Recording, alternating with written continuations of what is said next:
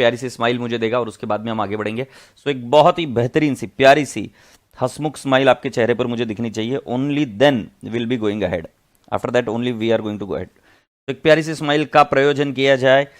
और मीनवाइल मैं क्या करता हूं, तो मैं आपके लिए, alright here we go.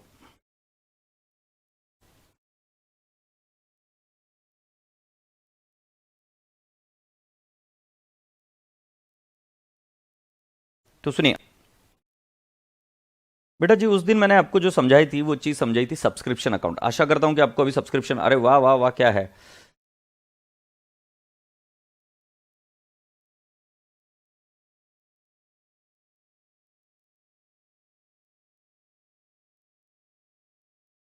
Alright कशिश जी, चलते हैं अभी शुरुआत करते हैं। So what all I am trying to explain you today is, non profit making organisation में बेटा जी मैंने आपको सब्सक्रिप्शन अकाउंट बताया था,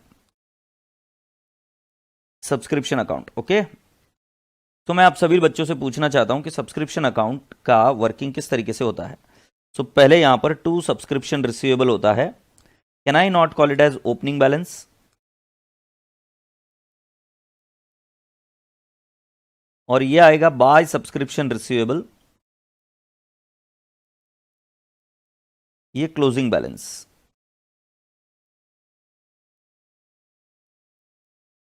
ओपनिंग बैलेंस और closing balance.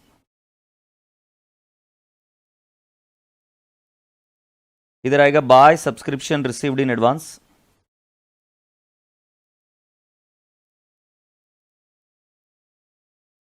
this would be opening balance, and two subscription received in advance,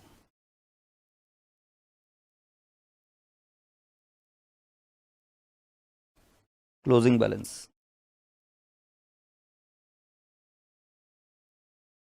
Buy cash oblique bank, can I not call it as buy cash oblique bank? Agreed. और इधर आ जाएगा मेरे राजा बेटा जी to income and expenditure account. इससे क्या, अभी आपका याद करने का स्टोरी जो है ना वो खत्म हो गया कि क्या ऐड करे क्या लेस करे। इस अकाउंट से आपको हमेशा कोई भी चीज निकल सकती है। बेटा जैसे सब्सक्रिप्शन अकाउंट है तो ये किसका अकाउंट बना बेटा जी, इनकम अकाउंट। इनकम से जुड़ी हुई कितनी चीजें बेटा जी, सो इनकम से जुड़ी हुई होती है तीन चीजें।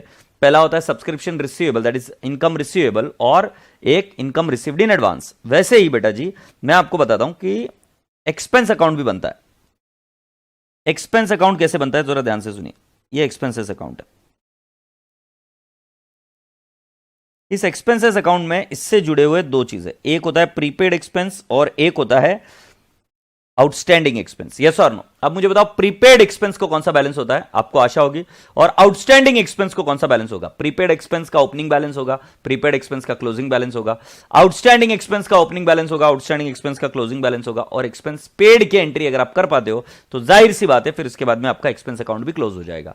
सो मैं आप सभी लोगों से पूछ रहा था कि प्रीपेड एक्सपेंस को कौन सा बैलेंस होता है, तो उसको होता है कौन सा, डेबिट बैलेंस होता है क्या। सो can I not say, I will write down to prepaid expense, can I not write down prepaid expense। ये डेबिट साइड में लिखा, ये कौन सा बैलेंस है, उसको ओपनिंग बैलेंस है। This is opening balance. Agreed.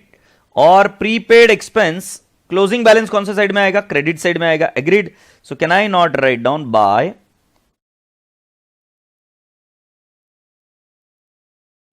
Prepaid expense, this is closing balance. फिर by outstanding expense, this is opening balance. और to outstanding expense, this is closing balance. और by cash oblique bank account, और नहीं to cash oblique bank, क्योंकि expense को paid की entry क्या आएगी, expense account debit to cash oblique bank. जैसे सैलरी पेड की एंट्री क्या करेंगे आप, salary account debit to cash oblique bank. Agreed. तो डेबिट साइड में आ गया to cash oblique bank whichever is paid. और अभी इधर क्या लिखेंगे, by I and E account. विद्या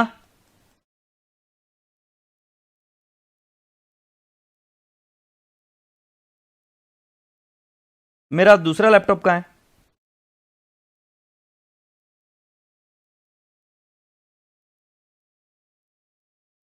दूसरा लैपटॉप दे दो। आई hope you people have understood so far now.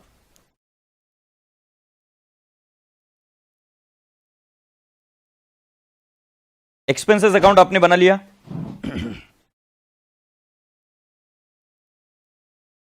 अभी मैं आपको एक्सपेंस अकाउंट बताने के बाद में आपको अगली चीज पूछ रहा हूं बेटा। एक्सपेंस के बाद में आपको मैं बता रहा हूं जैसे परचेसेस होता है। ऑलराइट, अब मैं आपसे पूछता हूं, देखो जरा बेटा, परचेस करते हैं हम तो उससे क्या क्रिएट होता है? क्रेडिटर्स। परचेस करते हैं तो उससे क्या क्रिएट होता है? क्रेडिटर्स, बराबर है। क्रेडिटर्स मतलब जिससे हमने उधार में माल बाय किया, तो हम परचेस की एंट्री क्या करते हैं? Purchases account debit to creditors account. Purchases account debit to creditors account, agreed? अब मैं आपको दूसरी चीज बता रहा हूं। ये purchases account debit to creditors account तो हो गया। अब मैं आपसे दूसरी चीज बता रहा हूं कि बेटा जी जो क्रेडिटर्स है इसका there is no correlation, no relation with stock. Creditors का और स्टॉक का कोई भी लिंक नहीं है, कोई भी कनेक्शन नहीं है। तो all I was just trying to tell you was, you know, in case of NPO मैंने आपको बताया था कि बेटा जी एक क्रेडिटर्स अकाउंट होता है। तो जब आप कभी कोई चीज परचेस करते हैं, परचेस करते हो तो उससे आपका क्रेडिटर्स क्रिएट होता है। ओके, तो उससे आपका क्या क्रिएट होता है? क्रेडिटर्स। बट मैंने आपको कहा क्रेडिटर्स का कोई भी लेना देना नहीं है, no relation with stock, no relation with stock. अब नो रिलेशन विथ स्टॉक का मतलब क्या है? देखो for example, purchased goods on credit, ठीक है, ₹5 लाख, ये ट्रांजैक्शन समझ में आ रही है? इसमें मैंने एंट्री कर दी purchases to creditors 5 lakh 5 lakh, और फिर मैं कह रहा हूं बेटा जी कि सारा का सारा माल बिक गया, एवरीथिंग इज सोल्ड, सब बिक गया। तो बेटा सब माल बिक गया तो मेरे पास एंट्री आ गई cash oblique bank to sales. Cash oblique bank to sales, मान लो मैंने 5 लाख का माल 7 लाख में बेच दिया, हो सकता है ना ऐसा? तो 7 लाख में बेच दिया पूरा माल, 100% माल बेच दिया। सो मेरा स्टॉक कितना रहा? 0। बट मेरा क्रेडिटर्स कितना है? अभी भी 5 लाख है, क्योंकि बेटा क्रेडिटर्स को मैं तुरंत पेमेंट नहीं कर रहा हूं। क्रेडिटर्स से मैंने पेमेंट टर्म मांग के रखे कि मैं आपको 2 महीने बाद पेमेंट करूंगा। बट डिमांड इतनी थी कि माल बाय किया उधार में और तुरंत हाथों हाथ बिक गया। अब तुरंत बिकने के बाद में राजा बेटा जी आपको बात तो समझ में आ गई कि मेरे पास स्टॉक 0 है, बट क्रेडिटर्स का बैलेंस कितना है? 5 लाख। और दूसरा आपको बता देता हूं कि purchased goods on credit ₹5 lakh. अब बेटा जी अगर आप ध्यान से समझोगे, सो मेरे पास एंट्री हो गई purchases to creditors, the amount is 5 lakh 5 lakh, और मैंने क्रेडिटर्स का पेमेंट कर दिया। Creditors to cash oblique bank मैंने पेमेंट कर दिया 5 लाख। बेटा जी माल नहीं बिका, I could not sell, so not sold. I said not sold. So बेटा जी अगर नॉट सोल्ड है तो मेरे पास स्टॉक पूरा बच गया 5 लाख रुपए। बट राजा बेटा जी क्योंकि क्रेडिटर्स का पूरा पेमेंट हो गया, सो क्रेडिटर्स का balance is 0। Creditors balance is how much? 0। I hope you people have understood so far. जल्दी से मुझे बताइए क्या आपके जहन में बात चली गई क्या?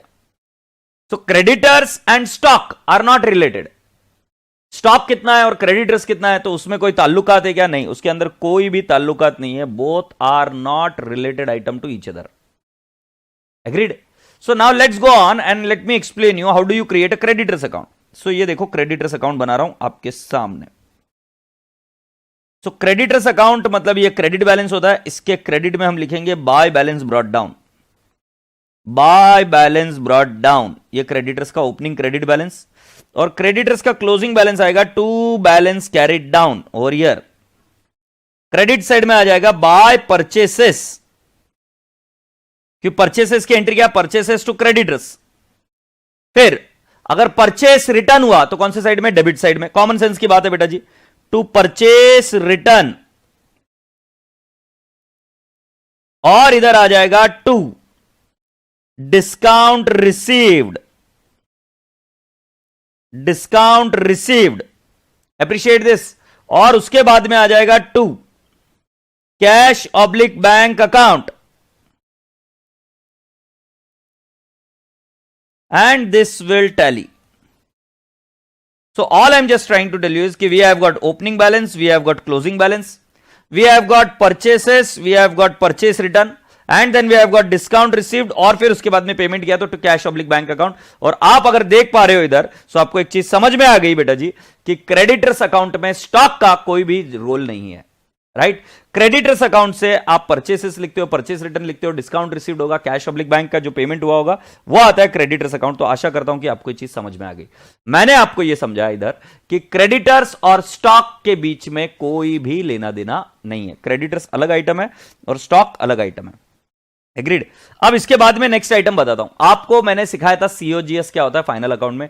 सीओजीएस का फॉर्मूला ये हमने इसके अंदर देखा था मैन्युफैक्चरिंग अकाउंट में. तो फॉर्मूला था opening stock plus purchases minus closing stock is equal to COGS. अब बेटा जी मैं आपको बताऊं ये सीओजीएस जो होता है वो होता है एक्सपेंस. तो मान लेते कि आप प्रिंटिंग एंड स्टेशनरी की बात करें. सो प्रिंटिंग एंड स्टेशनरी के लिए opening stock plus purchases minus closing stock will give you what, cost of stationery consumed. जो कंज्यूम्ड किया जाता है वो एक्सपेंस होता है, जो कंज्यूम नहीं किया जाता वो एक्सपेंस नहीं होता है. एग्रीड. सो आई रिपीट, जो कंज्यूम्ड कर दिया जाता है वो एक्सपेंस होता है, राइट. आप सभी लोगों से निवेदन है कि प्लीज ये कंप्लीट कर लीजिए यहां तक, और तब तक मैं प्रसाद भैया को कॉल कर बोल देता हूं कि आज अपना लेक्चर चलने वाला है 8 बजे तक, ठीक है ना. और ये चीज मैंने इत्तिला कर दी थी आपको पहले ही कि आज हम 8 बजे तक साथ में हैं.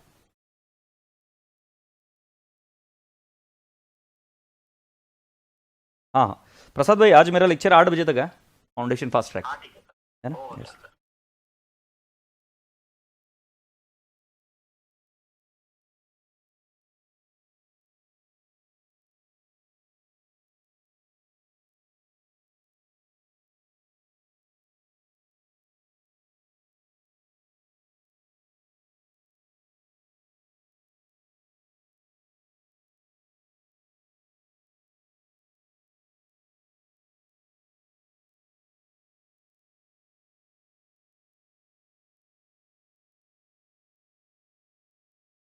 Have you all done so far? क्या क्रेडिटर्स अकाउंट क्लोज हुआ आपका अभी? जल्दी से मुझे बताओ.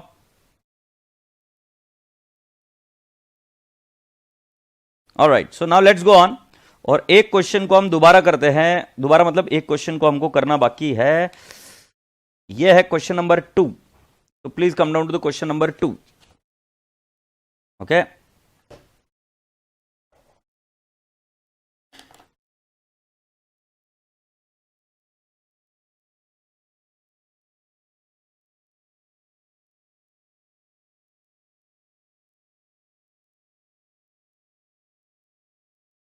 Let's go on and let's solve this question. The following information of Messrs TT Club are related for the year ended 31st March 2018, and all they have given you is stock of sports material. बेटा stock of sports material के लिए पहले लिख दीजिए कि ये वाली जो चीज है वो क्या है. Whether this stock of sports material is related to creditors, answer पहले लिख दीजिए. No, it is not related to creditors. Not related to creditors. What did we write down? Not related to creditors. Right? इससे हम consumption निकालते हैं. Amount due for sports material, मतलब ये outstanding for sports material, और can I not say it is creditors for sports material.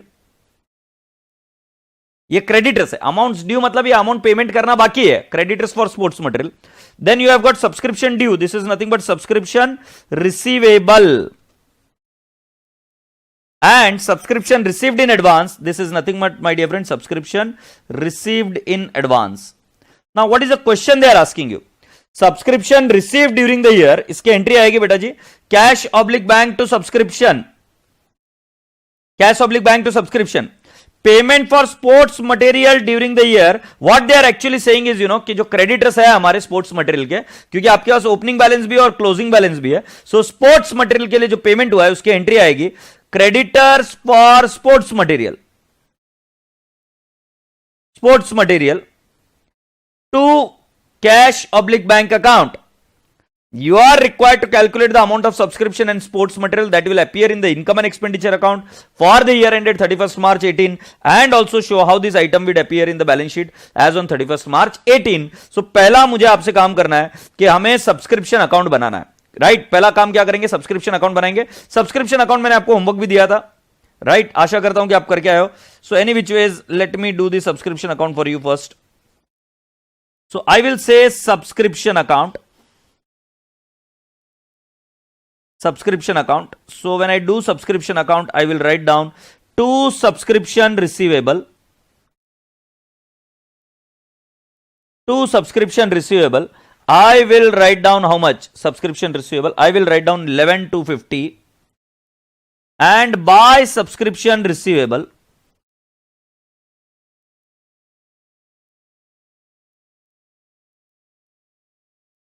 by subscription receivable account, it is 16,500. Then boys and girls, we have got subscription received in advance. By subscription received in advance,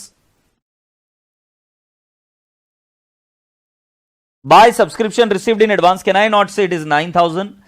And to subscription received in advance,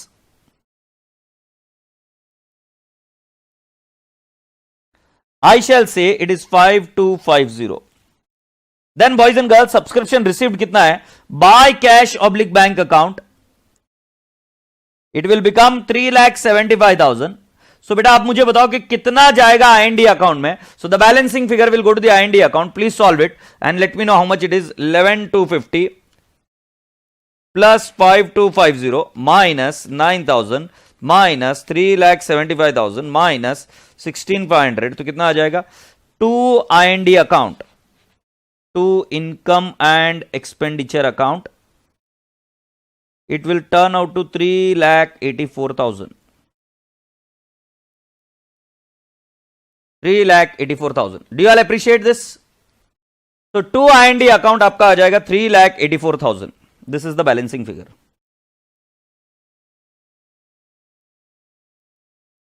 Now boys and girls, I am asking you the now next question.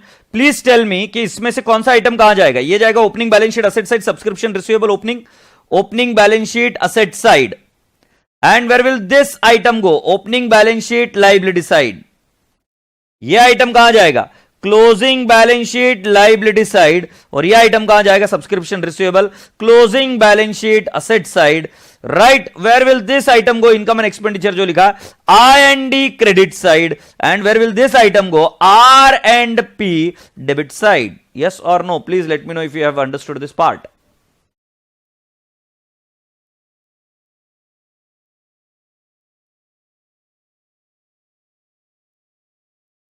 Yes, 3,84,000. और आशा करता हूं कि यह चीज समझ में आई होगी. घर पर भी आपने जो होमवर्क किया इसी तरीके से किया होगा.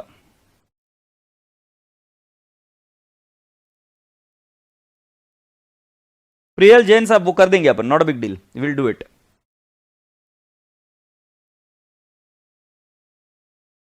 Okay, now boys and girls, once this subscription account is done, then can we now not go and solve this particular thing, stock account? So let's talk about the stock account. जरा ध्यान से देख रहा हूं.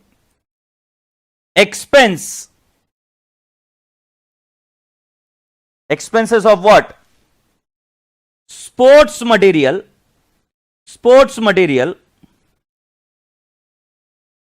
to be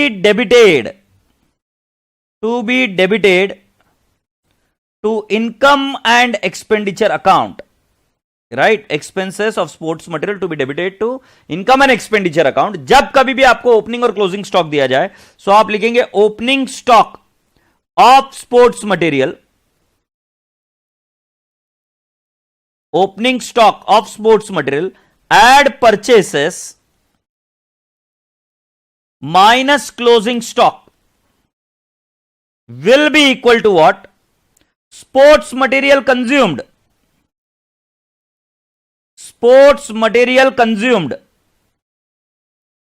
Right?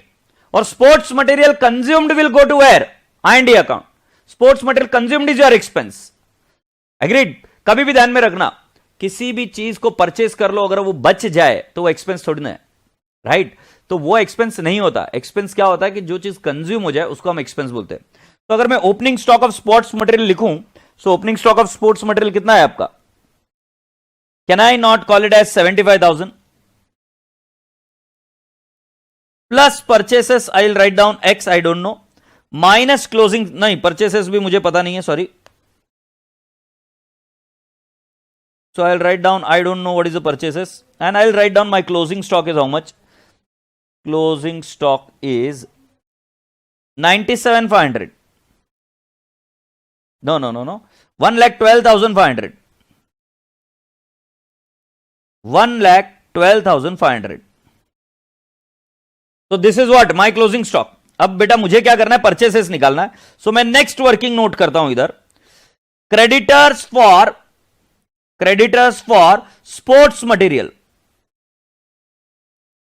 When I do creditors for sports material, so बेटा जी इसके अंदर मेरे पास फॉलोइंग आइटम्स आ जाएंगे। Bye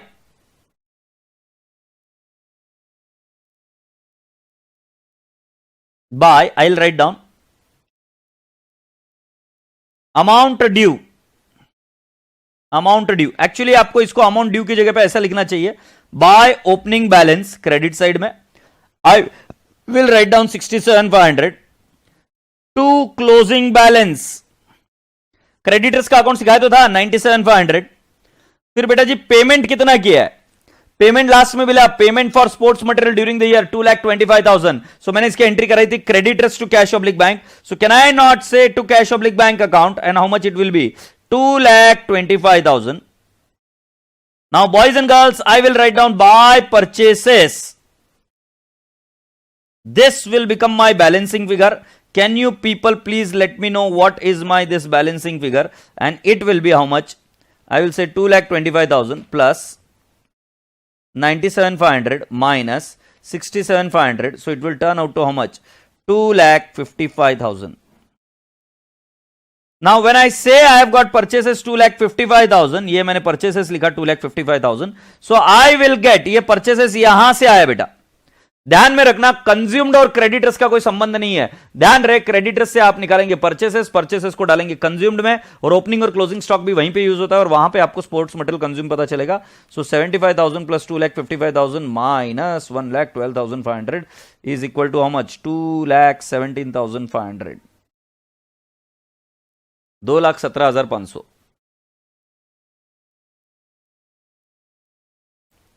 Agreed? So 2,17,500 will be this. Now where will this opening creditors go? Opening creditors will go in opening balance sheet. And where will this closing creditors go? It will go in closing balance sheet. Purchases कहां गया? Consumed में गया, जहां पर हम expense निकाल कर बताते कि कितना हमारा expense है. This will go in I&D account debit side. I&D account debit side. Remember this. Where will this cash oblique bank go? It will go in R&P credit side. Agreed? राजा बेटा जी जो कोई भी आपका ओपनिंग स्टॉक ऑफ मटेरियल है ये कहां जाएगा? Opening balance sheet. ये कहां जाएगा? 11 to 1,12,500, ये it will go in closing balance sheet. बेटा परचेसेस तो already creditors for stock of sports material में गया ऑलरेडी, और यहां पर एक कंज्यूम्ड के बाद में I&D डेबिट साइड में जाना चाहिए। इस तरीके से आपको ये चीजें पता होनी चाहिए। Agreed? So boys and girls, I am requesting you all, please be very quick and be very fast, और मुझे बताइए कि कोई क्वेश्चन होगा तो मुझे बताइए, मैं आपके इंतजार में हूं। जल्दी से मुझे बता दीजिए कि क्या ये चीज क्लियर है क्या आपको।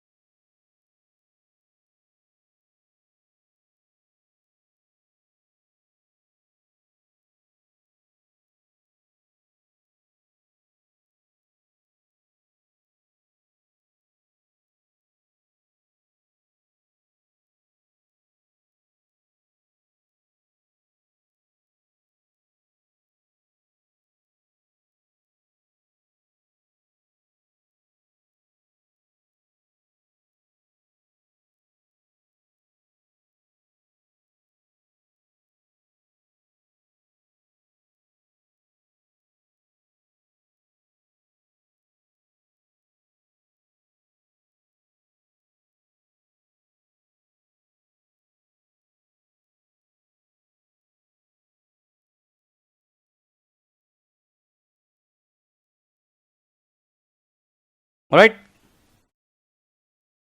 सर, एग्जाम में स्टॉक अकाउंट बनाकर भी कर सकते हैं क्या? बेटा जी, स्टॉक अकाउंट नाम का कोई कॉन्सेप्ट नहीं होता है। तुम मुझे बताओ स्टॉक अकाउंट कैसे, कहां से होता है? स्टॉक अकाउंट कभी बनाते हो देखा है क्या आपने?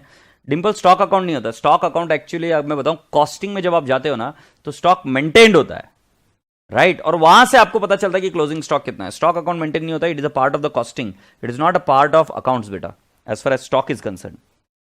Alright, now let's come down, उस क्वेश्चन को भी सॉल्व कर लिया जाए। क्वेश्चन नंबर 9, क्वेश्चन नंबर 9 आप मुझे कह रहे थे कि ये मॉड्यूल का कौन सा नंबर का क्वेश्चन है बेटा जी? आप कौन सा बता रहे थे? क्वेश्चन नंबर 9 ये मॉड्यूल का किसी बच्चे ने ये डाला है, कहां पर डाला है?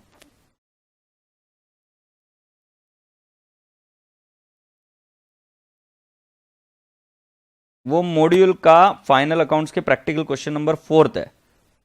Okay, so let's do it. सो बच्चे बहुत होशियार हो यार, तुम बहुत ही काबिले तारीफ हो। और हालांकि उस चीज को मैंने वापस देखा और वो चीज फिगर आउट कर ली कि किस तरीके से इसको करना है, बट आप बोल रहे हो तो अभी इधर चल ही चलते हैं।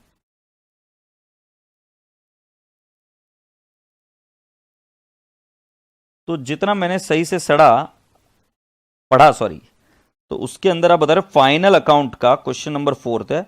सो can I take you to the final account, और इसके अंदर आप बता रहे हो practical question number 4।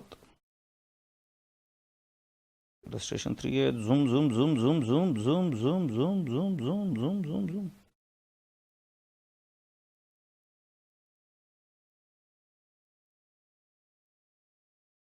Yes, here it is that question.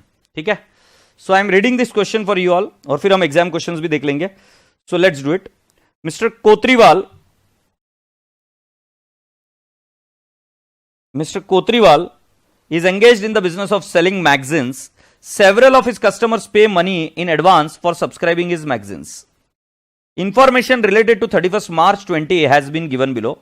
1/4/2019 he had a balance of 2 lakh advance from customer, of which 1,50,000 is related to the year 1920, while remaining pertains to the year 2021. During the year 1920 he made a cash sales of rupees 5 lakh. Now बेटा जी, ये जो है ना, he made a cash sales of rupees 5 lakh, इसकी एकदम normal C entry कर मुझे बताओ कि क्या एंट्री होगी?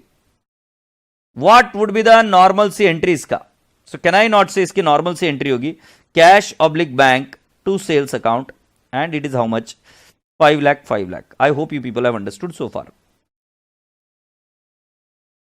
ठीक है, सो कैश सेल्स की एंट्री हो गई बेटा जी 5 लाख की, cash oblique bank account debit to sales year.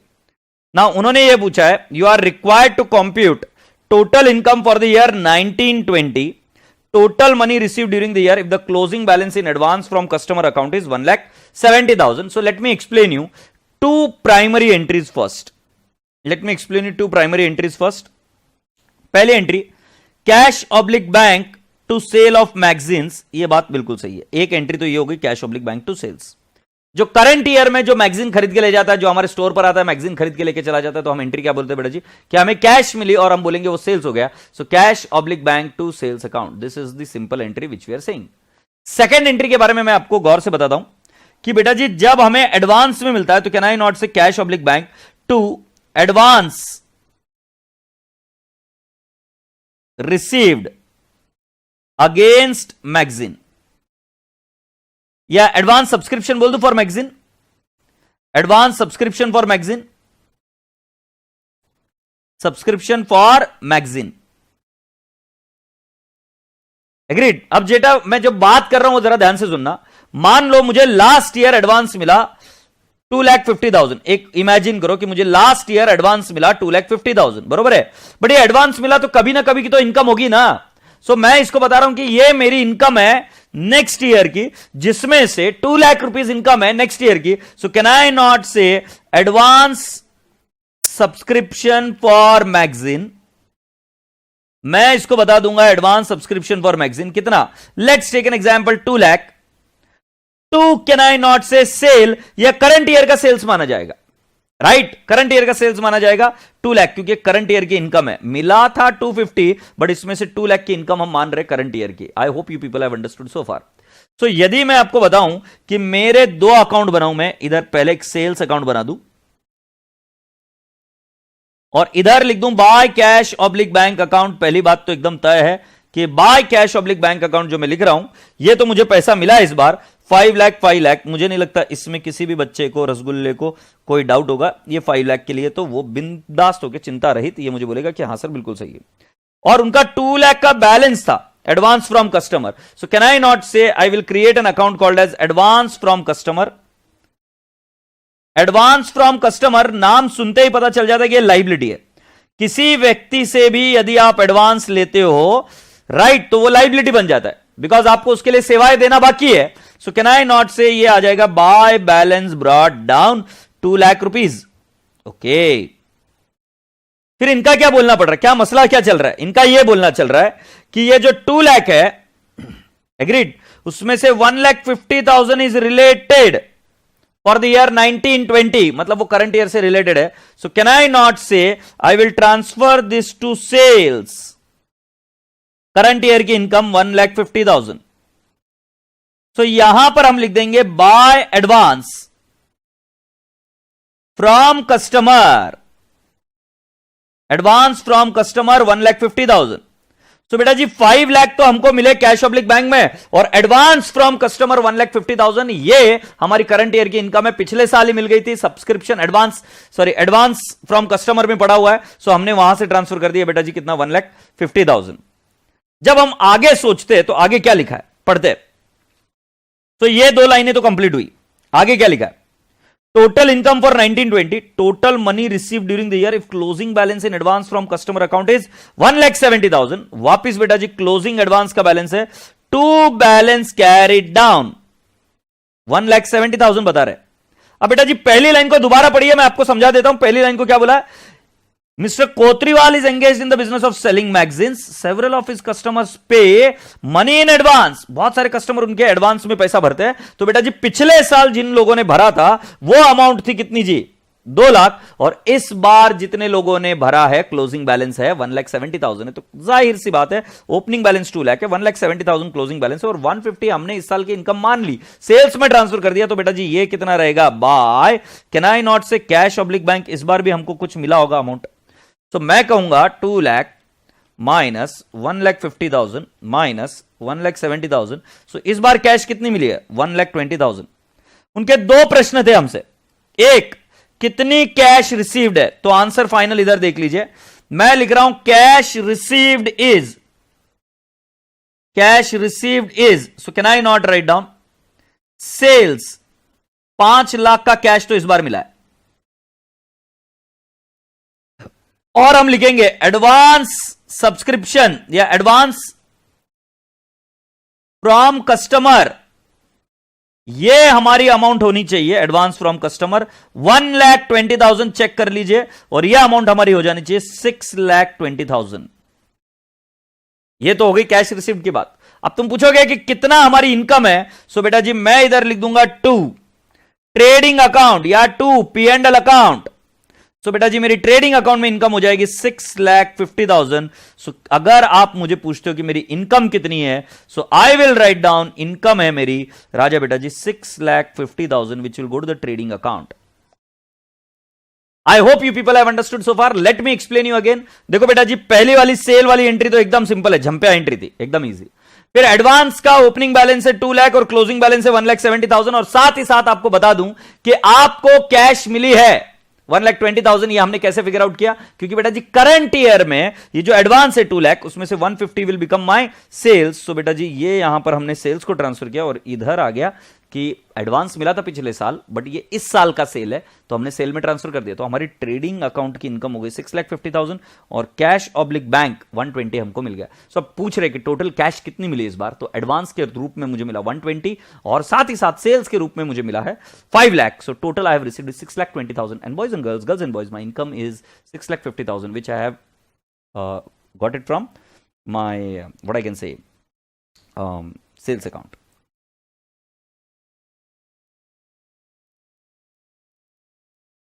तो जल्दी से मुझे बता दीजिए यदि इसमें आपको कोई आपत्ति है क्या। बट पहले एक बार आंसर तो चेक कर ले भाई, आंसर सही है क्या?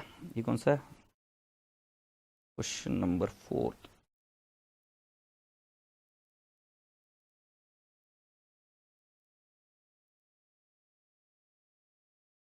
यस, टोटल इनकम ये 6,50,000।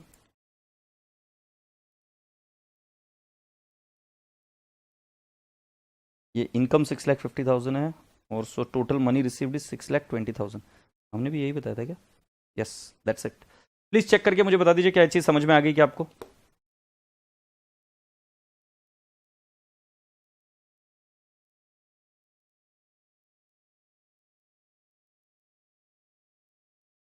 यस बेटा जी, शुभम पाटिल भाई, आपका आंसर बिल्कुल सही।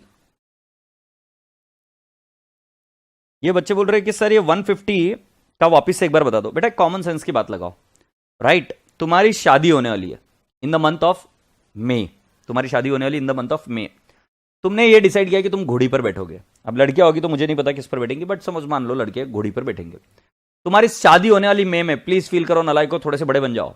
ओके, तो अब तुम मुझे बताओ कि तुम मार्च के महीने में हो, 31 मार्च ईयर एंडिंग है, तुम घोड़ी वाले को जाके बोलते हो, घोड़ी वाले भैया कि क्या तुम मुझे घोड़ी दोगे? घोड़ी वाला बोलता है हाँ दूंगा ना, तुम पैसे अभी देके चले जाओ, बुकिंग करने का भाई बहुत सारे लोगों की घोड़ी की डिमांड आ रही है। तो तुम क्या करते हो, उसको 5,000 रुपए देके आ जाते हो। अब तुम्हारे लिए ये प्रीपेड एक्सपेंसेस, सामने वाले को इनकम रिसीव फ्रॉम कस्टमर है एक्स्ट्रा। अब मैं आपसे पूछता हूं शादी कब है? मई में है। तो मैं पूछता हूं ये जो अभी है वो सामने घोड़ी वाले भैया की इनकम है, हाँ है या नहीं है, इतना मुझे बता दो। राइट, वो जो घोड़ी वाला भैया है उसको घोड़ी लेके जानी है मई महीने में, और क्या वो उसकी इनकम है क्या?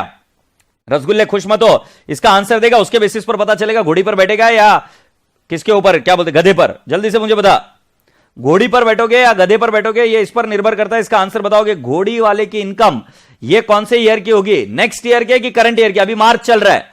सो तुम 2021 की इनकम है या 21-22 की इनकम है, मुझे बताइए।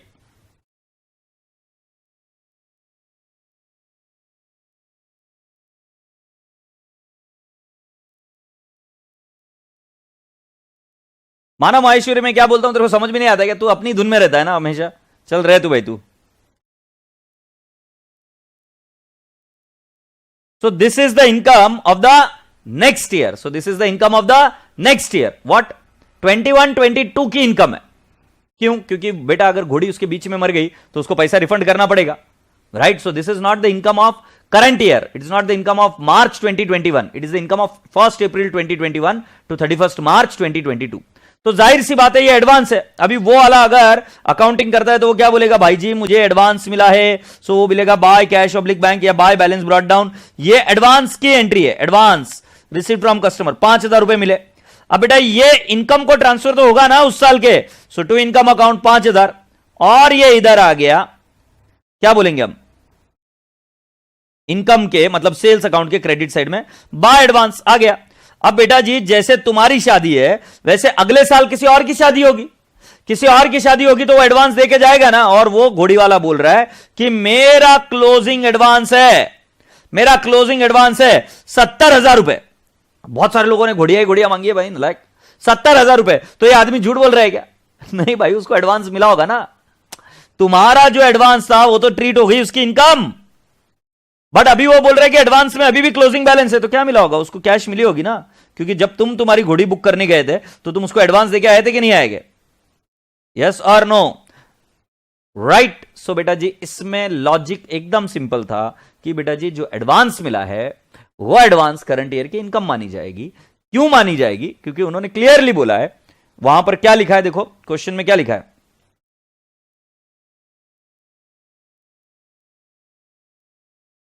पहले तुमको ये तो मानते हो एडवांस मिला था, अब एडवांस मिलने के बाद में उन्होंने बोला है he had an balance of 2 lakh advance from customer of which 1,50,000 is related to the year 1920। मतलब शुरुआत में जो एडवांस था 2 लाख रुपए का, उसमें से 1,50,000 ये एडवांस करंट ईयर की इनकम में जाने वाला है। ये बात हो गई थी। अब मुझे बताओ इसमें कहां दिक्कत है, समझ में आया होगा तो मुझे जल्दी से इत्तला करिए। और ये यहां पर वो झूठ नहीं बोल रहे, 1,20,000 उसको इस बार एडवांस मिला है। एग्रीड? चलो मुझे जल्दी से बता दो क्या ये बात समझ में आ गई क्या? और जो बात समझ में आ गई सो मैं चाहूंगा कि मेरा राजा बेटा अभी क्वेश्चन नंबर 9 वो खुद आप ही कंप्लीट कर मुझे बताए। क्वेश्चन नंबर 9 मैं आपके समक्ष पेश कर रहा हूं।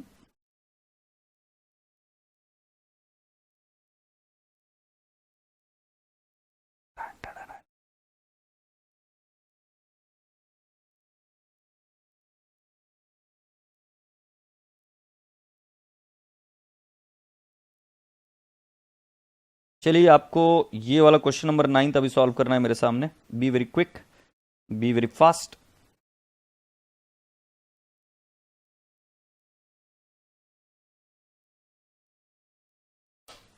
अब सब लोग घोड़ी चढ़ेंगे, देख लो, गधा भी घोड़ी चढ़ने वाला है अभी, देख रहे हो तुम, गधे के भी दिन आते हैं। समझे क्या हो तुम? हमारे बच्चे ऐसे ही थोड़ी ना है। मुझे क्वेश्चन नंबर 9 सॉल्व कर भेजो जल्दी से।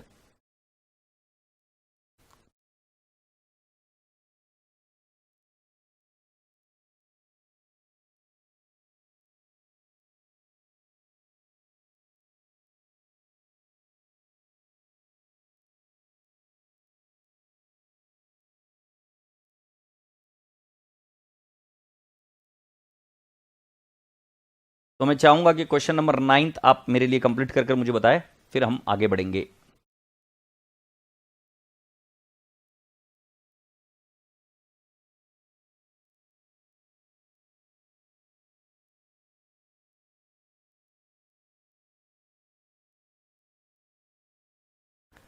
नलाई को यूं ही बड़बड़ करते रहोगे, क्वेश्चन नंबर 9 सॉल्व करोगे, जल्दी से क्वेश्चन नंबर 9 सॉल्व करो और मुझे बताओ।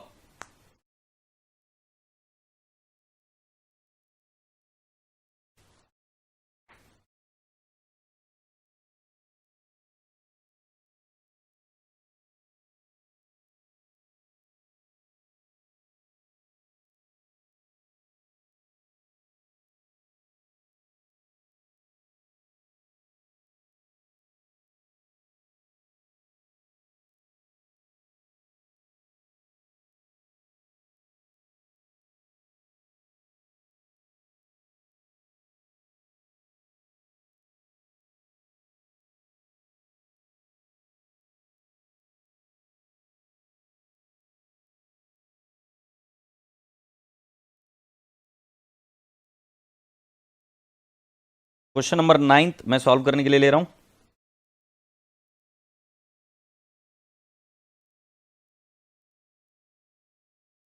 तो क्वेश्चन नंबर 9 में हमें पूछा गया है, I will write down sales account. So by cash oblique bank account, by cash oblique bank, क्योंकि सेल्स की एंट्री क्या, cash oblique bank to sales. So my cash sales is 7,50,000। और दूसरा है, वेरी गुड, ये कौन सा रसगुल्ला है हमारा, सानिका पाटिल ने सॉल्व कर भेजा है। Advance from customer, advance from customer ये लाइबिलिटी है मेरी, तो इसको आएगा क्रेडिट बैलेंस। तो can I not write down by balance brought down? तो by balance brought down it will be 3 lakh. इसके बाद में वो बोल रहे to sales account current year के, ये जाएगा 2,25,000। तो मैं यहां से इसको भेज दूंगा बाय एडवांस फ्रॉम कस्टमर।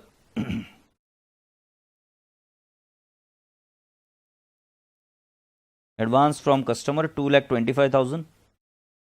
फिर उसके बाद में हमें बताया गया कि इसका क्लोजिंग बैलेंस कितना है, तो to balance carried down, my closing balance happens to be how much?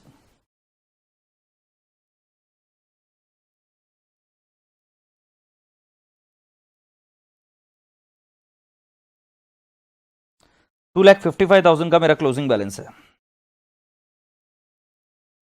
सो इधर कितना आएगा, bye cash oblique bank account, this is my balancing figure, this is my balancing figure, agreed?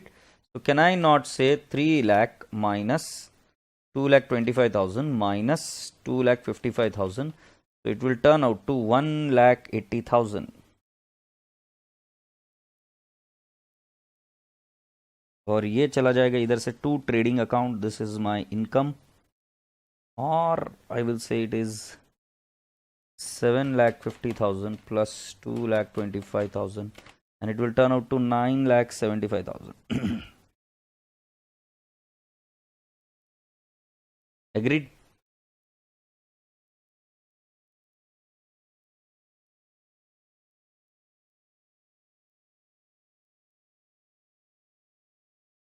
अब इसका प्रेजेंटेशन अलग अलग कर सकते हैं, क्या कर सकते हैं?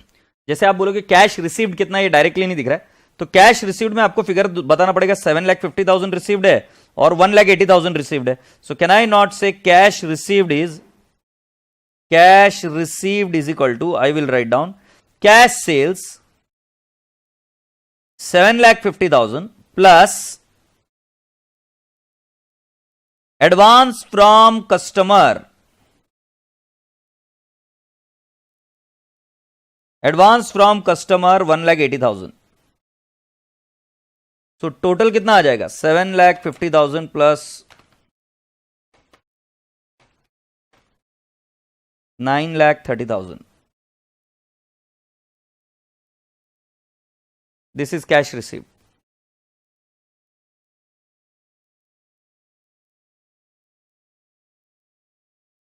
Appreciate this.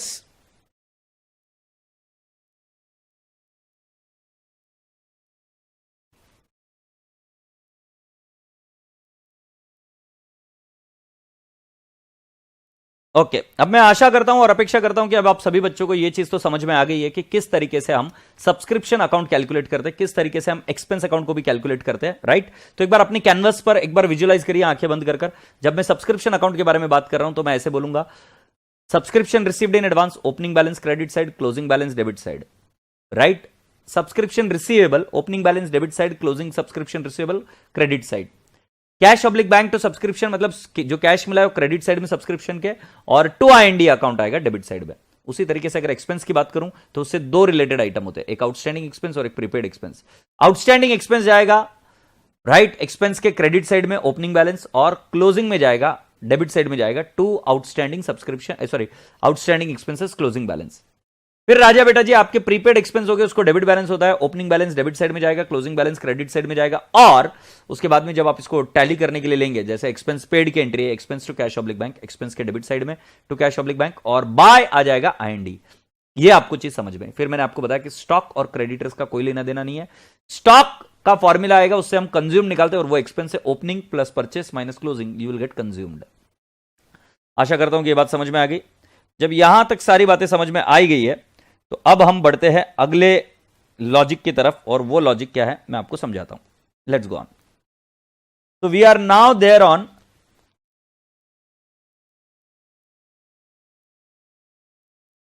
Now we are there on the next special items. Heading लिखिए डोनेशन.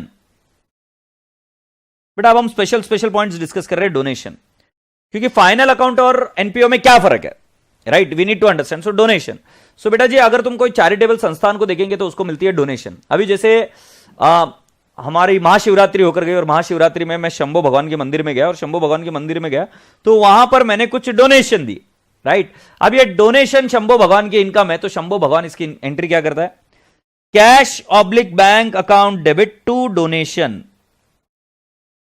और ये डोनेशन कहां चली जाती है बेटा जी? ये डोनेशन चली जाती है donation account debit to IND account. Donation account debit to IND account. So let's take an example 5,000 right. Donation 5,000 ये चला गया IND में. सो पहला तो आपको समझ में आया कि जो डोनेशन होती है वो IND में जाती है. बट मैं आपको और एक चीज बताता हूं. फिर मैं मेरे स्कूल में भी गया, अरे भाई होनहार छात्र हूं मैं, राइट? बहुत होशियार बंदा हूं मैं. होशियार बंदा हूं मतलब खुद के खुद कैसे बोल रहा हूं, बट ठीक है तो है, बोलना पड़ेगा ना. तो मैं गया मेरे स्कूल में, स्कूल वालों के जो हमारे ट्रस्टीज थे उन्होंने बोला आनंद भाई तुमने तो बहुत अच्छा नाम कर दिया, बड़ा काम कर दिया. मैंने बोला हाँ सर. तो फिर मेरे को बहुत बोला किया ऐसा वैसा, और फिर मुझे बोले तुम्हें अपने स्कूल के बारे में कुछ करना चाहिए. मैंने बोला हाँ करना चाहिए सर, क्या करूं बताइए आप मुझे. सो मैं बोला मैं आके पढ़ा देता हूं. तो उन्होंने बोला नहीं, पढ़ाने वाले तो शिक्षक बहुत है, राइट? और तुम कैसे थे स्कूल में हमको सब मालूम है, तुम्हारा चेहरा देखकर ही हमको याद आती है सब चीजें. तो स्कूल में पढ़ाने के लिए मत आओ, इतनी मेहरबानी मत करो, बट एक काम करो, हम यहां पर एक लेबोरेटरी बनाने वाले, उस लेबोरेटरी के लिए आप कुछ फंडिंग कर दीजिए. मैंने बोला कितनी? तो बोले 11 लाख रुपए. मैंने बोला हाँ कर सकता हूं, बट मुझे समय चाहिए 11 साल का, क्योंकि 1-1 लाख रुपए कर दे पाऊंगा, है ना? क्योंकि स्कूल के लिए प्यार तो बहुत है. तो उन्होंने बोला क्यों आनंद साहब ऐसे कर रहे हो यार, चिड़चिड़, जल्दी से मुझे बताओ. उन्होंने बहुत इमोशनल किया मुझे, और उन्होंने डोनेशन ली स्पेसिफिक पर्पज के लिए. Specific purpose donation.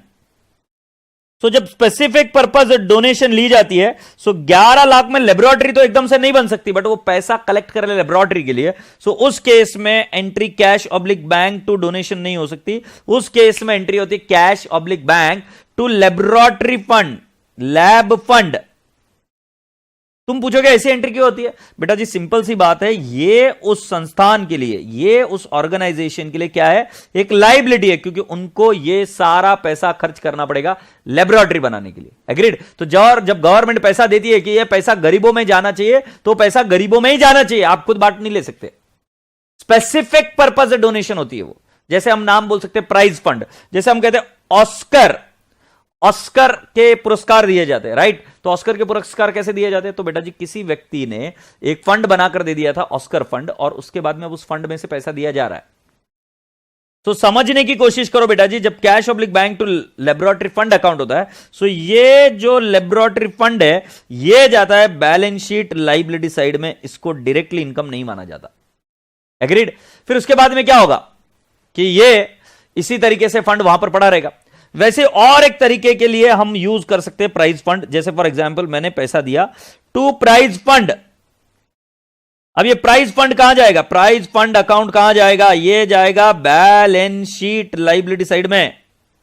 Agreed? So let's take an example, मैंने 9 लाख रुपए और दिए प्राइजेस देने के लिए बच्चों को। एग्रीड? ऑलराइट सर, हम समझ गए 9 लाख रुपए की एंट्री भी। अब मैं आपको बता रहा हूं इस प्राइज फंड का मकसद क्या होगा कि ये इसमें प्राइजेस देंगे बच्चों को। जो बच्चा अकाउंट्स में फर्स्ट आएगा उसको प्राइज मिलेगा, राइट? सो प्राइजेस देंगे। तो राजा बेटा जी अब प्राइजेस देने की एंट्री क्या है कि मान लो किसी बच्चे को हमने प्राइज दे दिया, सो प्राइज की एंट्री क्या आएगी? Prize account debit, prizes account debit to cash oblique bank account. अब प्राइजेस वैसे कहां जाता है? आईएनडी अकाउंट में। बट बेटा जी आईएनडी अकाउंट में नहीं जाएगा, हमने इसकी ऑलरेडी लाइबिलिटी क्रिएट कर रखी है, तो ये लाइबिलिटी के अगेंस्ट सेटल हो जाएगा।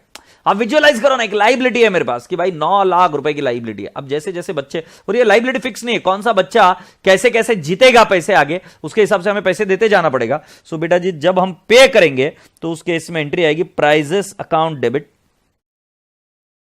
To cash oblique bank account, right? ये प्राइजेस दिए। अब वैसे मान लो इस बार मैंने 10,000 के प्राइजेस दिए, वैसे ये 10,000 के प्राइजेस कहां जाने चाहिए? It should go to IND account. But IND में डालेंगे नहीं, हम इसको डालेंगे प्राइज फंड में, क्योंकि बेटा जी उसके अगेंस्ट लाइबिलिटी है ना। अब सिंपल सी बात है बेटा जी, prizes fund account debit 10,000 to मैं कहूंगा प्राइजेस अकाउंट। पहले मुझे बताओ ये बात समझ में आई क्या नहीं आई? तो पहले मेरे बुक्स में क्या है? लाइबिलिटी है। उस लाइबिलिटी के बाद में मैंने प्राइजेस दिया, प्राइजेस दिए तो लाइबिलिटी के अगेंस्ट में प्राइजेस दे रहा हूं ना भाई, तो वो प्राइज फंड की लाइबिलिटी होगी कम, और मैंने प्राइजेस को कर दिया क्रेडिट। तो मतलब जब कभी भी कोई स्पेसिफिक फंड है और उसके ताल्लुकात में कोई एक्सपेंस हुआ, तो वो एक्सपेंस उस फंड में से लेस होता है, वो एक्सपेंस उस फंड में से लेस होता है। यहां तक बात समझ में आई क्या? और आपने लिख लिया क्या? मुझे जल्दी से बात बताइए।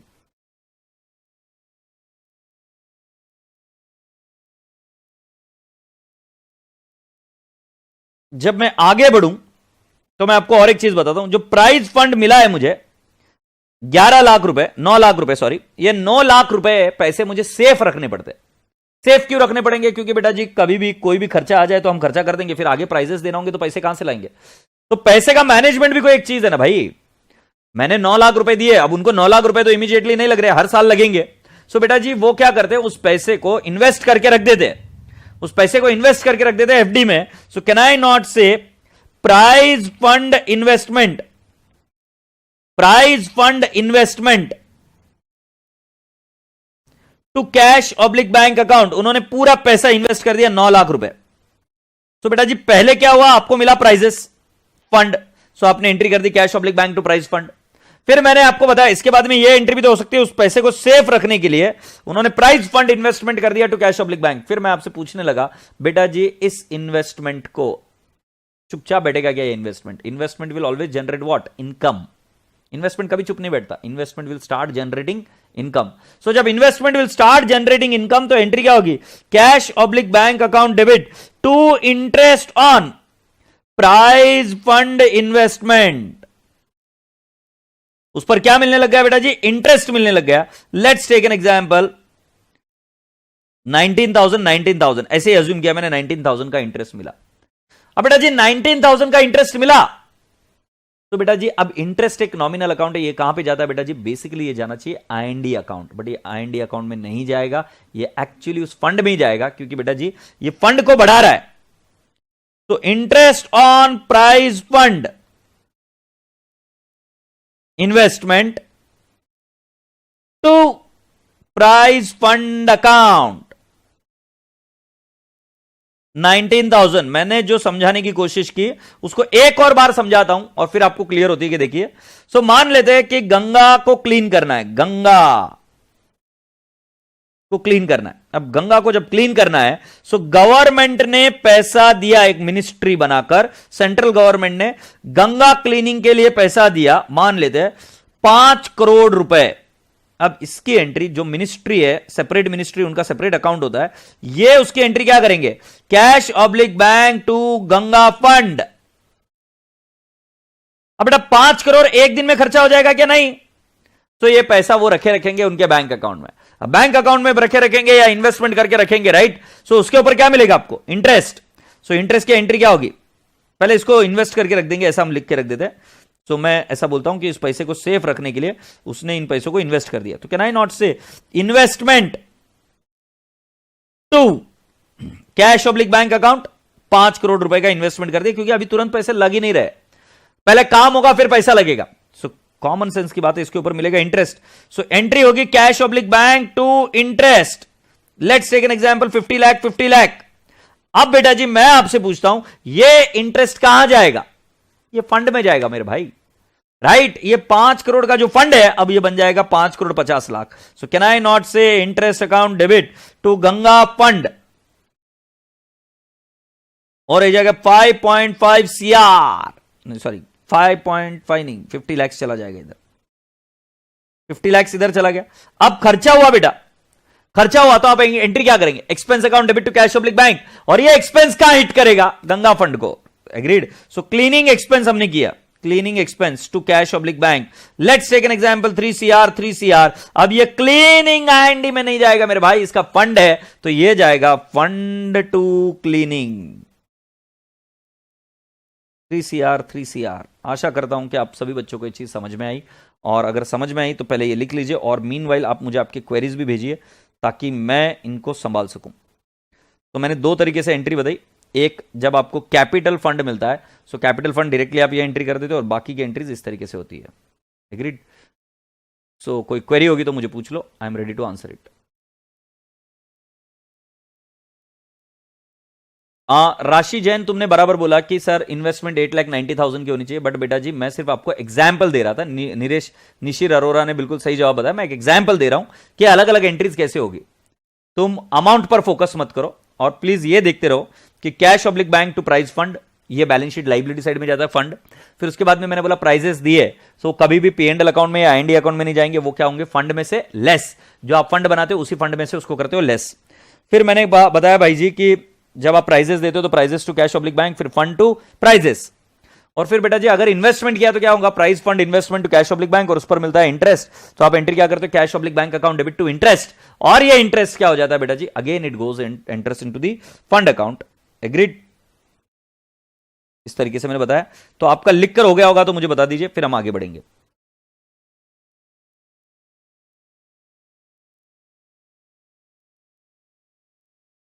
जल्दी जल्दी जल्दी जल्दी लिख लेते हो मेरे राजा बेटा जी, बहुत ही बढ़िया।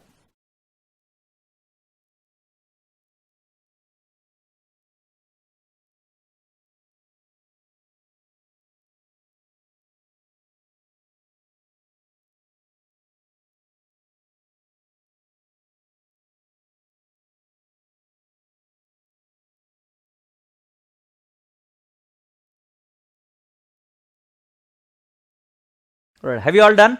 Let's go on. So I am now requesting you all to go ahead with this concept. What are we doing? Are we ready? Are you focusing on it now? Let's see. मैं आपको बता रहा हूं कि बेटा जी आपको trial balance में following items मिलेंगे। पहला, फॉर एग्जांपल प्राइज फंड, तो ये जाएगा बैलेंस शीट लाइबिलिटी साइड में। आपको मिलेंगे प्राइजेस, सो ये जाएगा लेस फ्रॉम प्राइज फंड। आपको कोई बोलेगा prize fund investment, prize fund investment ये जाएगा बैलेंस शीट असेट साइड में। अगर कोई आपको ये बोलेगा interest on prize fund investment, so interest is my dear friend income, so इसको हम लिखेंगे add in prize fund, add in prize fund, add in prize fund. आशा करता हूं कि यहां तक आपको चीज समझ में आई। Add in prize fund,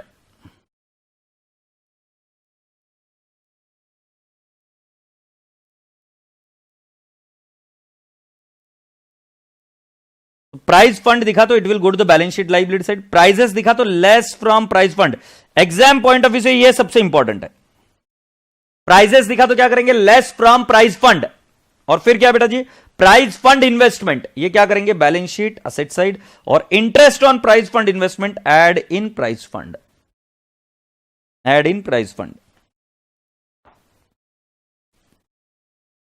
interest is a nominal account, expense prizes है, सो जो कोई भी इनकम और एक्सपेंस फंड से जुड़े हुए होते हैं वो फंड में ही ऐड या लेस हो जाती है। इनकम होती है तो ऐड होती है, और एक्सपेंस होता है तो लेस होता है। और साथ ही साथ मैंने बताया प्राइज फंड इन्वेस्टमेंट ये एक रियल अकाउंट है, एक असेट है, it will be shown on the balance sheet asset side.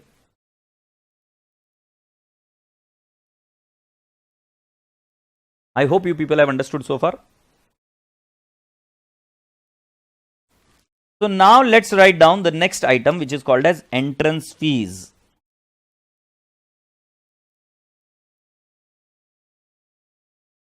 Entrance fees.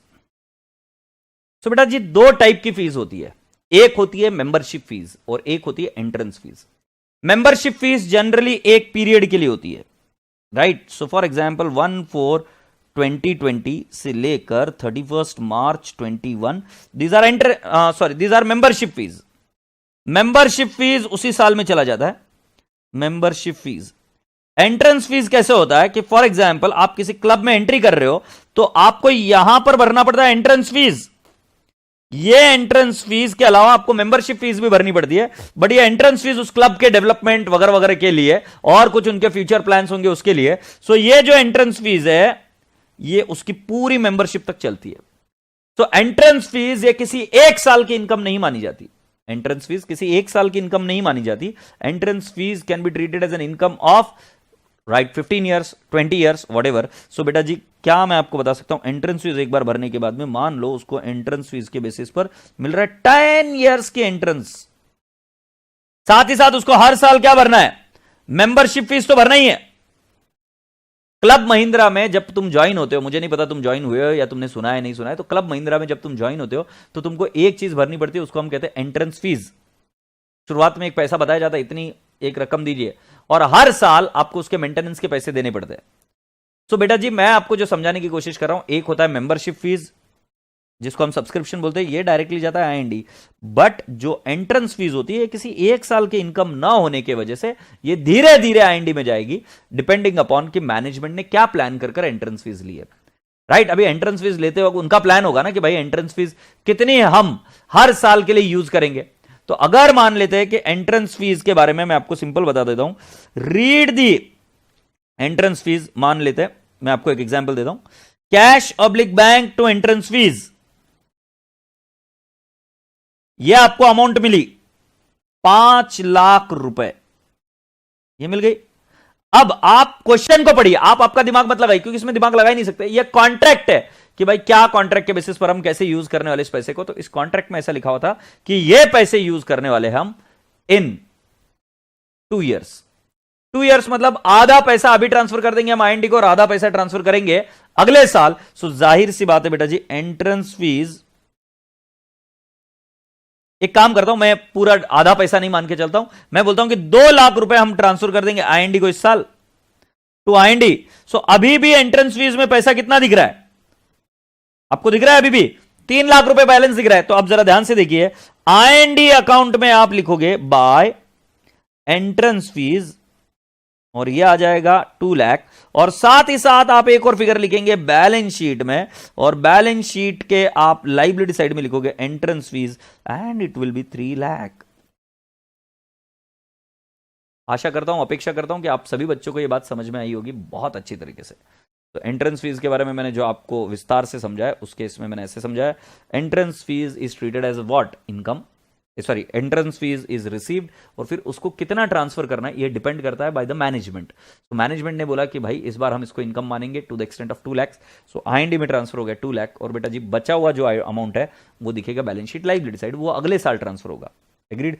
सो मुझे बता दीजिए कि आपको एंट्रेंस फीस भी समझ में आ गया है कि नहीं आया?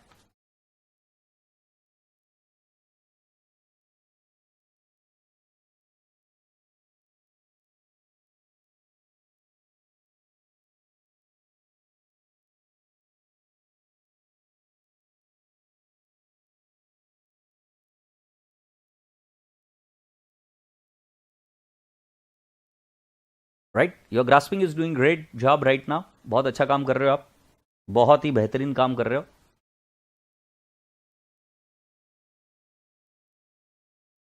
अब मैं आपको अगली चीज बता देता हूं, एंट्रेंस फीस के बाद में मैं आपको अगली चीज बताऊंगा, और ये चीज है क्या, can we not call it as, इसको हम बोलेंगे लाइफ मेंबरशिप फीस।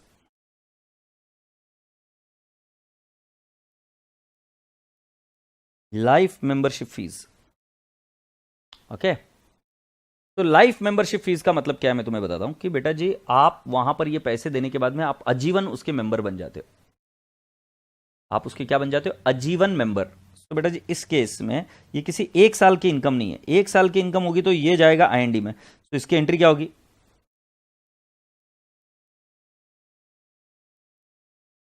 यार ये पेन अच्छे से चल रहा था, अभी इसको क्या हो गया यार,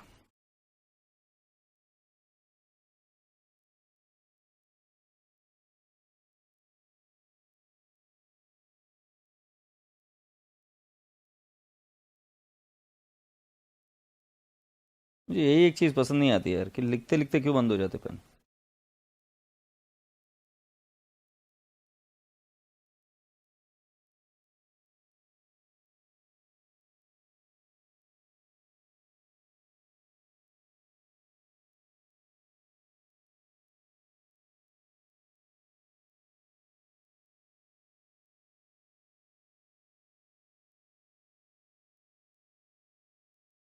cash oblique bank to life membership fees,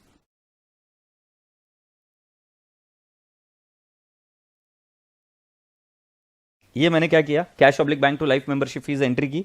ये यहां पर आप जब देख रहे हो तो ये किसी एक साल की इनकम नहीं है, it will belong to many years.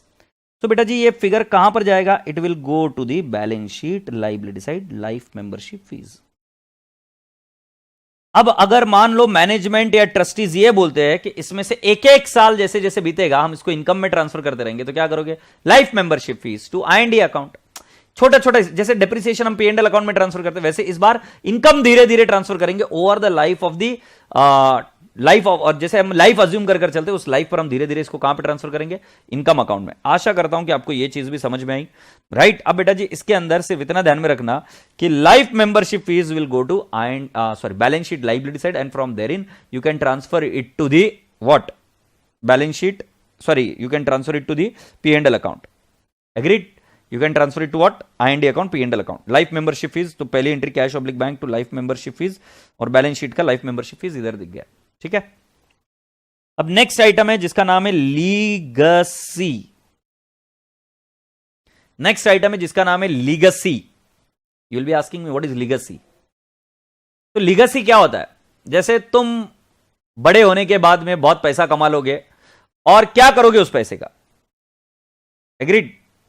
क्या करोगे उस पैसे का, मुझे सोच के बताओ। एक just give me a while, phone आ रहा है, अर्जेंट है। तो मुझे लीगसी के बारे में क्या करोगे, मुझे जल्दी से बताओ। तो जब तुम मर जाओगे तो तुम इन्वेस्टमेंट कुछ नहीं करोगे, तुम सारा पैसा वाइफ को दे देंगे, वाइफ का खर्चा। Very good. सो मैं आपको ये बता रहा हूं कि जो आप जब मर जाओगे तो ये सारा पैसा आप क्या करते हो, किसी एक संस्थान को देके चले जाते हो डोनेशन में, कि भाई जी तुम मेरे बाद में गरीब लोगों का ध्यान रखो। ऐसे कौन कौन करते हैं, वॉरेन बफेट करेंगे, बिल गेट्स करेंगे, राइट, और शायद आप भी करेंगे, राइट। तो जैसे अभी मैं बात करूंगा कि हमारे ये थे राजेश खन्ना साहब, राजेश खन्ना साहब की डेथ हुई, तो राजेश खन्ना साहब की जब डेथ हुई तो राजेश खन्ना जी ने क्या किया, राजेश खन्ना जी ने क्या किया, वो तो चले गए, राइट। तो राजेश खन्ना जी ने अपनी सारी वेल्थ किसी एक म्यूजियम के लिए दे दी। अब वो म्यूजियम नॉन चैरिटेबल ट्रस्ट है, उनका घर वगैरह, तो वहां पर उनका म्यूजियम बना हुआ है, तो उनकी जितनी भी वेल्थ है वो एज ए लीगेसी चली गई। सो लीगेसी होती है बेटा जी, it is just like a capital. तो बेटा जी एंट्री होगी cash oblique bank to legacy, और ये लीगेसी कहां जाके बैठेगा, बैलेंस शीट लाइबिलिटी साइड में। बट बेटा जी इससे एक म्यूजियम एस्टैब्लिश हुआ, ये उसका कैपिटल बना, इसलिए लीगेसी कहां गया, ये लाइबिलिटी का ट्रीट हुआ। तो जब amount is bigger, amount is large, तब ये काम होता है। बट बेटा जी कई बार ऐसा होगा कि कोई एक छोटा मोटा आदमी होगा, उसका पैसा है और वो उसने दान कर दिया कि हाँ भाई ये हम पूरे गवर्नमेंट को पैसा दे रहे हैं, तो किसी स्पेसिफिक पर्पज से नहीं दिया गया, बट उसका लीगेसी, मतलब मरने उपरांत जो पैसा दिया जाता है उसको लीगेसी बोलते हैं। सो वो वाला पैसा के भी entry cash oblique bank to legacy होती है। बट ये लीगेसी जाता है बेटा जी I&E क्रेडिट साइड में, it will go to I&E credit side. So all I'm just trying to say is all I'm just trying to tell you कि donation की एंट्री होगी cash oblique bank to legacy, और दूसरी वाली entry होगी cash oblique bank to legacy. But amount जब large होगा, जैसे वॉरेन बफेट, जैसे कि बिल गेट, जैसे कि आप लोग, जब आप पैसा डोनेट करेंगे, जो पैसा डोनेट करोगे वो बहुत ज्यादा होगा, बड़ा होगा, राइट। तुम मरने के बाद में बोलकर जाओगे कि ये पैसा लगा देना गरीब बच्चों की सेवा में और उसके नाम पर एक स्कूल खोल देना, जितना आपने पैसा कमाया। तो उस केस में बेटा जी cash oblique bank to legacy, because it will be treated like a capital. But बेटा जी जब लीगेसी की अमाउंट छोटी होती है, सब बेटा जी वो एंट्री होती है cash oblique bank account debit to legacy, and it will go to I&E account. जैसे मेरे जैसा तुच्छ आदमी मरेगा, राइट, गरीब आदमी मरेगा, तो अगर मैं भी बोल के जाता हूं कि ये पैसा लगा देना बच्चों की परवरिश में, राइट, तो वो स्कूल क्या बोलेगी, हाँ भाई हाँ, हर साल पैसा आता है, इस साल भी पैसा आया है, एक 70,000 रुपए इसके मिले मरने के बाद में, तो 70,000 रुपए को हम क्या ट्रीट कर लेंगे, इनकम, I&E के क्रेडिट साइड में। आशा करता हूं कि आप सभी बच्चों को ये बात समझ में आई होगी, राइट। जल्दी से मुझे बताइए, फुर्ती से आप मुझे बताइए, so that we can take it ahead to the next level.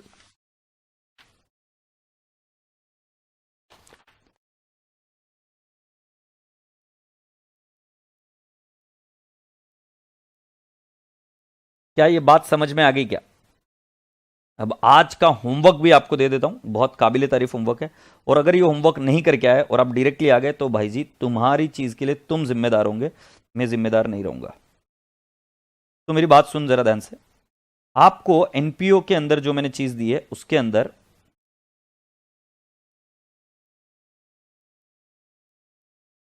तो मैं आपको बता रहा हूं, receipt and payment account, right this format in your notebook.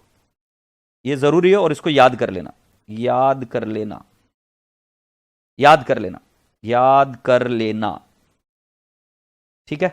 दूसरा I&E अकाउंट, इसको भी क्या कर लेना, याद कर लेना, ये भी लिखना है और इसको भी याद कर लेना।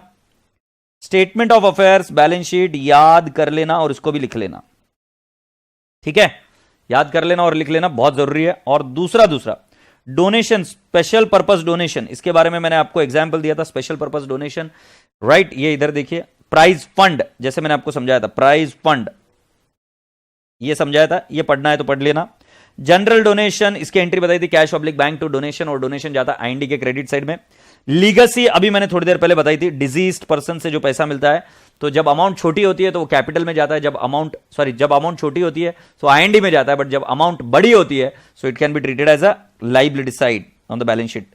एंट्रेंस और एडमिशन फीस, ये धीरे धीरे करके हम I&E अकाउंट में डालते हैं, इसके बारे में भी एंट्रीज बताई। लाइफ मेंबरशिप फीस भी आपको बताया था और मैंने आपको करने के लिए कहा था। स्पेशल फंड वगैरह ये सेम है प्राइज फंड के जैसे मैंने आपको पढ़ाया था, या donation received for special purpose जैसे मैंने पढ़ाया था, वही वाली चीज है। और बेटा जी एंडाउमेंट फंड और government grant, as and when required I will explain you. Grant generally हमें गवर्नमेंट से मिलती है, government grant. So government grant हम आगे देखेंगे, इसकी कोई बड़ी बात नहीं। गवर्नमेंट ग्रांट दो प्रकार की होती है, एक रेवेन्यू और एक कैपिटल, तो इन दोनों के बारे में हम चर्चा करेंगे once we meet next time. Subscription account तो हम ऑलरेडी देख चुके हैं, अगर आप इतना कर लेते हो तो मैं आपको वादा करता हूं कि आप एनपीओ में एक मार्क भी गवा नहीं सकते, आपके सारे मार्क्स आपके हाथ में होंगे। तो मैं चाहता हूं कि आप सभी लोग इसको अच्छे से पढ़ाई कर लीजिए, अच्छे से रिवाइज कर लीजिए, और फिर हम आगे बढ़ेंगे।